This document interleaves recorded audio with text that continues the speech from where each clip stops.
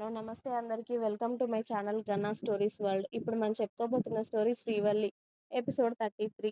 వల్లి రావడంతోనే వాళ్ళ అత్తయ్య గారితో మాటల్లో పడిపోతే వాళ్ళ వెనకాల డ్రైవర్ తీసుకొస్తున్న సామాన్లు చూసి ఇంద్రాణి కళ్ళు నోరు వదిలేస్తుంది. "అయ్యో! ఇవన్నీ ఎందుకు తీసుకొచ్చావు వల్లి" అని సుభద్ర గారు అన్నారు. "నాకేం తెలియదు అత్తయ్య, మమ్మీ పంపించేసింది" అని చెప్తుంది వల్లి. పండ్ల బుట్టలు, ఫలారాలు ఇంకా చాలానే పంపిస్తుంది. ఇంట్లోనే ఉన్న వాళ్ళందరి కోసం స్పెషల్‌గా చేయించి స్వీట్స్, హాట్స్ అలా రకరకాల పిండి వంటలు అన్నమాట. ఓయబ్బో! ఇప్పుడు వీళ్ళు బాగా ఉన్నవాళ్ళు అని ఇవన్నీ మా ఇంటికి తీసుకువచ్చి చూపించాలి అన్నమాట. వీళ్ళ దర్జా బాగానే ఉందిలే వీళ్ళ రుబాబు అనుకొని ఇంద్రాని మూతి తిప్పుకొని అక్కడ జరిగేది అంతా చూస్తూ, "ఏవమ్మా కొత్త పెళ్లి కూతురా! ఎన్ని రోజులవుతుంది నీకు పెళ్ళయి? నీ చేత ఒక్కనాడన్నా కాఫీ ఇచ్చావా? కాస్త నీ చేతి కాఫీ రుచి చూపించు" అని అంటుంది ఇంద్రాని. ఆవిడ మాటలకు ధీరజ్ సీరియస్‌గా ఇంద్రాణి వైపు చూస్తాడు. "నా పెళ్ళాం ఏమన్నా నీకు పని మనిషా?" అన్నట్టుగా. "పర్లేదు ధీరా, నేను తీసుకొస్తానులే. నా చేతి కాఫీ మీ అమ్మమ్మగారు కూడా టేస్ట్ చూడాలి కదా" అని వల్లి కిచెన్‌లోకి వెళ్ళి కాఫీ పెట్టుకువచ్చి, "తీసుకోండి నానమ్మగారు" అని చక్కగా ఇస్తుంది ఆవిడకి. వల్లి కాఫీ పెట్టడం పర్ఫెక్ట్‌గా నేర్చుకుంటుంది ఇప్పుడు. ఆ కాఫీ కూడా చాలా బావుంటుంది. కానీ ఇప్పుడు ఏదో ఒక మాట వల్లిని అనాలి కదా! అని, "ఇదేం బాగుంది అమ్మాయి, కనీసం మీ అమ్మ వాళ్ళు నీకు కాఫీ పెట్టడం కూడా నేర్పించలేదా?" అని విడ్డూరమాడుతుంది. వదినకి కాఫీ పెట్టుకొని తాగే కర్మేంటమ్మమ్మ! వాళ్ళ ఇంట్లోనే 50, 60 మంది వరకు పనివాళ్ళు ఉంటారు. వదిన చిటిక వేస్తే చాలు, తన కళ్ళ ముందు ప్రతీదీ, తను ఏది కావాలి అనుకుంటే అది ప్రత్యక్షమవుతుంది. తను కిచెన్‌లోకి వెళ్ళాల్సిన పనేంటి చెప్పు? మన ఇంటికి కోడలుగా వచ్చింది కాబట్టి ఇప్పుడు ఈ పనులు చేస్తుంది. అంతేగాని తనకి ఇక్కడ కూడా చేయాల్సిన కర్మ ఏం పట్టలేదు. నువ్వు అడిగావని ఆ కాఫీ కూడా తీసుకొచ్చింది తప్పితే మన ఇంట్లో పనివాళ్ళు కరువయ్యారా ఏంటి? నీకు ఏది కావాల్సిన పనివాళ్ళని అడుగు. అంతే తప్పితే వదినకి పని చెప్పకు. అర్థమైందా? తను మహారాణిలా పెరిగిన అమ్మాయి. ఇ అలాగే ఇక్కడ కూడా ఉంటుంది. నీకేది కావాల్సిన పనివాళ్ళని అడుక్కో. చాలా మంది ఉన్నారు నీకు చేసి పెట్టడానికి" అని విరాజ్ ఇంద్రానికి చురక అంటించాడు. అంతే, చిన్న మనవడి దెబ్బకి కిక్కురు మనకుండా నోట్లోనే విరాజ్‌ని తిట్టుకుంటూ ఉంటుంది ఇంద్రాణి. బాగా అయింది ముసల్దానికి. నన్నంటే ఎవరు ఏమీ అనుకోరు అనుకుంది కాబోలు. తిక్క తిరిగినట్టుంది నా మరిది దెబ్బకి అని వల్లి తన మనసులోనే మురుసుకుంటూ ఉంది. వల్లి వాళ్ళ పుట్టింటి నుండి వచ్చిన వాటిని పనివాళ్ళతో కిచెన్‌లో సర్దించి, "కాసేపు రెస్ట్ తీసుకోండమ్మా" అని వల్లిని, ధీరజ్‌ని వాళ్ళ రూమ్‌కి పంపించారు సుభద్ర గారు. అలా వల్లి, ధీరజ్ మ్యారేజ్ లైఫ్ హ్యాపీగా సాగిపోతుంది. ప్రసన్న కాలేజ్‌లో ఫంక్షన్ అని ఆ రోజు వల్లితో చక్కగా రెడీ చేయించుకొని కార్‌లో కాలేజ్‌కి వెళ్ళింది. పైగా అది ఈవినింగ్ ఫంక్షన్ అవ్వడంతో ప్రసన్న నిమ్మపండు రంగు లెహెంగా, దాని మీద ఫుల్‌గా వచ్చిన అద్దాలతో అందంగా మెరిసిపోతూ ఉంటుంది. పైగా ఆ లెహంగాని తన ఒళ్ళు కనిపించకుండా నీట్‌గా ఎక్కడికక్కడ కట్టింది వల్లి.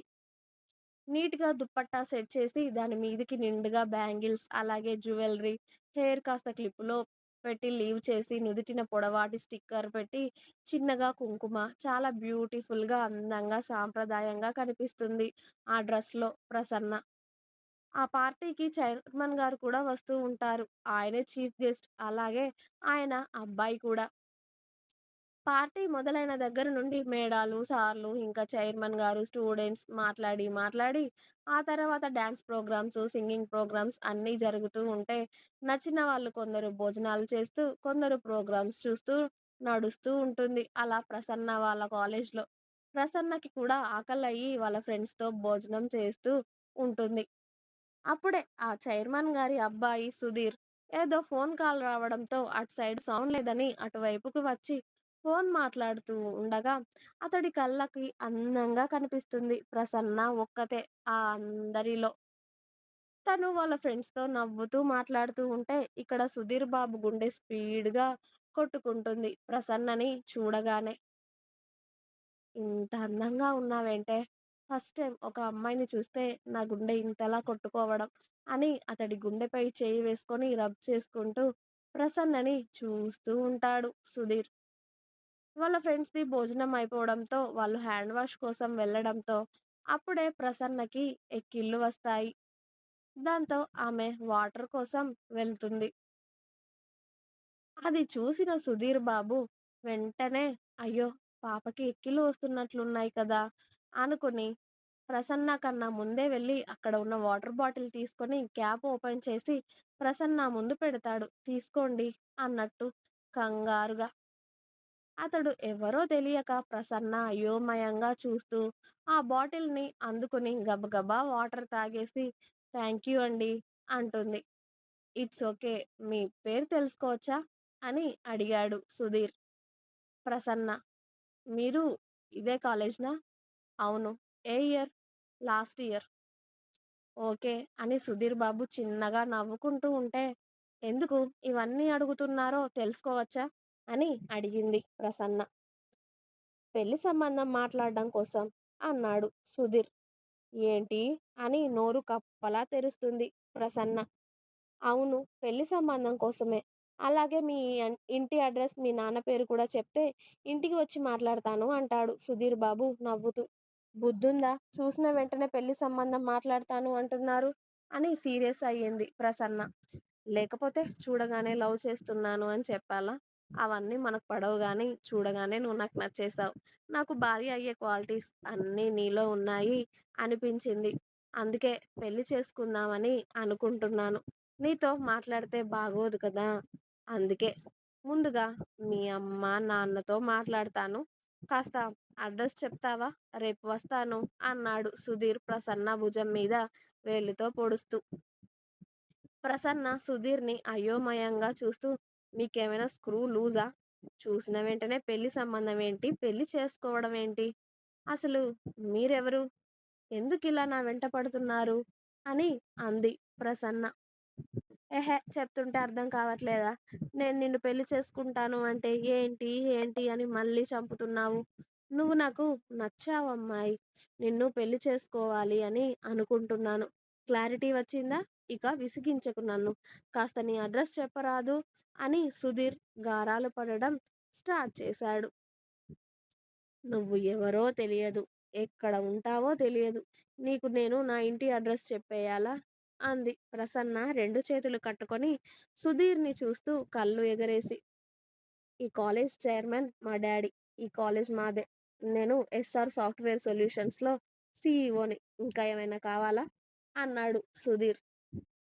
చైర్మన్ గారి అబ్బాయి అనగానే ప్రసన్న కాస్త భయపడినా కూడా చైర్మన్ గారి అబ్బాయి అయితే నిన్ను పెళ్లి చేసుకోవాలి అని రూల్ ఏమైనా ఉందా? నేను నీకు నచ్చితే సరిపోతుందా? నువ్వు నాకు నచ్చాల్సిన అవసరం లేదా? డైరెక్ట్‌గా పెళ్లి సంబంధం అంటున్నావు అని కళ్ళు ఎగరేసింది ప్రసన్న. ఆమె అలా అడుగుతుంటే ఇంకా ముద్దొచ్చేసింది సుధీర్‌కి. అతడు పాయింట్ జేబులో 2 చేతులు పెట్టుకొని ప్రసన్నకి చాలా దగ్గరగా జరిగి ఇదిగో నిన్ను చూసిన దగ్గర నుండి చాలా కంట్రోల్ చేసుకుంటున్నా. నువ్విలా క్యూట్ క్యూట్ ఎక్స్‌ప్రెషన్స్ ఇచ్చి నన్ను రెచ్చగొట్టావనుకో మన ఫస్ట్ మీట్‌లోనే మన ఫస్ట్ కిస్ అయిపోతుంది. జాగ్రత్త అన్నాడు. అంతే ప్రసన్న పాప దెబ్బకి వణికిపోయి వెనక్కి జరిగి, ఇదిగో అమ్మాయితో ఇలానేనా మాట్లాడేది? అసలు మీకు బుద్ధుందా? సిగ్గుందా? ఇలా మాట్లాడతారా నాతో? అసలు మా అన్నయ్యకి చెప్తానుండండి మీ సంగతి అని తన లెహెంగా పైకి పట్టుకొని ప్రసన్న నడుస్తూ ఉంటే బుట్టబొమ్మ అని అరుస్తాడు సుధీర్. ప్రసన్న వెనక్కి తిరిగి కోపంగా చూడడంతో చాలా నచ్చేసావమ్మాయి. త్వరలోనే మీ ఇంటికి వస్తా. రెడీగా ఉండు పెళ్లి చూపులకి అని ప్రసన్నకి కన్ను కొట్టి వాళ్ళ డ్యాడీ దగ్గరికి వెళ్ళిపోయాడు. సుధీర్ ప్రసన్ననే ఊహించుకుంటూ. ఇక పార్టీ కూడా దగ్గర పడడంతో ప్రసన్న వీడెవడ్రా బాబు ఇలా తగులుకున్నాడు నన్ను. అయినా హీరోలా భలే ఉన్నాడులే అనుకొని డ్రైవర్‌తో కలిసి ఇక ఇంటికి వెళ్ళిపోతుంది ప్రసన్న. ఇంకా ఉంది. మీకు నా స్టోరీస్ నచ్చినట్టయితే ప్లీజ్ లైక్ చేయండి, షేర్ చేయండి. అలాగే ఛానల్‌ని తప్పకుండా కొత్త వాళ్ళందరూ సబ్స్క్రైబ్ చేసుకోండి. Please subscribe my channel 'Gana stories world'. Thanks for watching my video. By by. Please like, share and subscribe.